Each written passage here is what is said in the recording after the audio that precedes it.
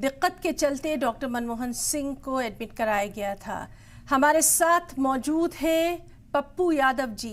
पप्पू यादव जी, आपसे जानना चाहेंगे आपका क्या कुछ रिएक्शन है अब डॉक्टर मनमोहन सिंह हमारे बीच में नहीं रहे।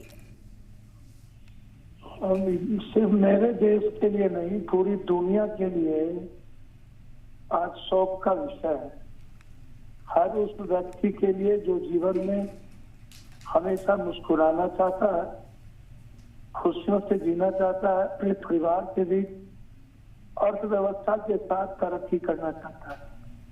पूरी दुनिया की अर्थव्यवस्था जब संकट में थी तो उस वक्त मनमोहन सिंह एक ऐसे मनीषी थे जिन्होंने भारत के सम्मान को बढ़ाया और मेरी अर्थव्यवस्था को दुनिया में सर्वश्रेष्ठ किया।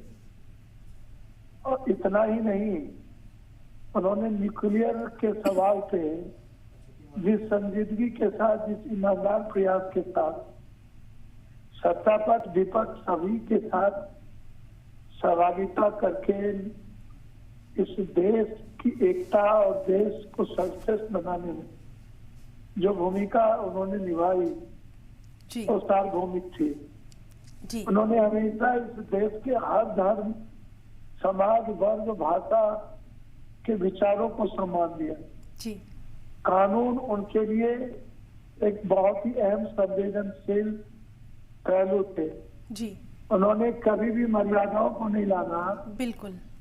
लाखों लोगों को बिना जवाब दिए उन्होंने मौन रखकर ही पूरी दुनिया को एक ऐसे नेतृत्व का महसूस कराया जिससे आज हमारी भारत गौरवान्वित भी है, सर्वश्रेष्ठ भी है और हम आज भी अपनी जीडीपी अर्थव्यवस्था के लिए जाने जाते हैं।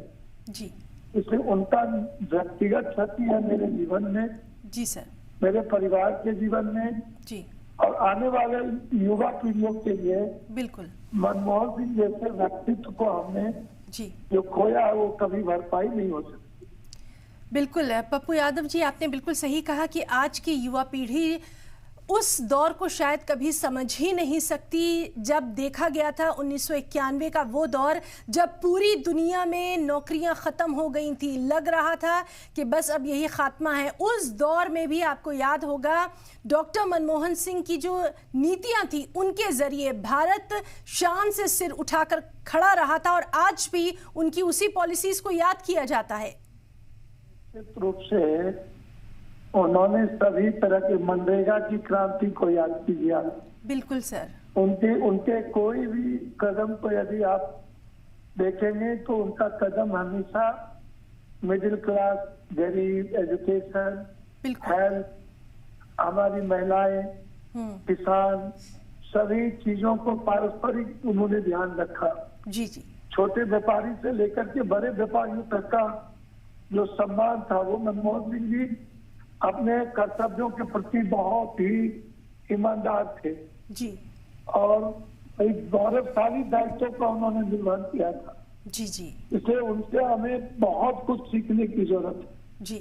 उनका कम बोलना, उनकी विनम्रता, उनका चरित्र, उनका चिंतन, उनकी शालीनता, तो सभी लोगों के प्रति उनका उत्कृष्ट प्रेम, ये अजीब था, मतलब उसको हम भूल नहीं सकते।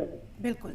इसलिए मतलब इस क्षति को दुनिया में भरपाई नहीं की जा सकती है। बिल्कुल बिल्कुल। मैं इतना कह सकता हूँ कि विनम्र श्रद्धांजलि और उनके चाहने वालों को ईश्वर खासतौर पर उनकी बेटी और माँ बेटी जो आप अपने उम्र से इस पड़ाव में उन्होंने अपने हम सफर को खोया, उनको हृदय की गहराइयों से पढ़ा और उनके चाहने वालों को बहुत ऐसे समय में भगवान सहने की शक्ति दे और पूरी दुनिया और देश की ओर से सत्यमेव जयते के साथ, वसुधैव कुटुंबकम के भाव के साथ हम सब का समर्थन।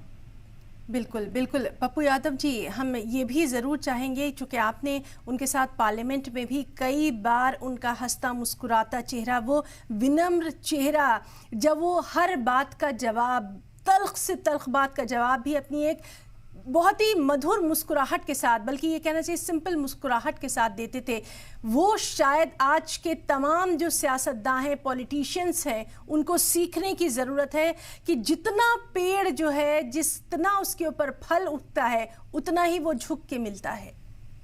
सवाल ही नहीं उठता। उन्होंने तो कभी, हम तो उनका अटल जी के साथ जाकर के मिलना, इवन मनमोहन सिंह जी नरेंद्र मोदी जी के घर जाकर के, जी जी, और जिस तरीके से अर्थव्यवस्था के रूप में उन्होंने नरेंद्र मोदी जी को भी उन्होंने जी जी जी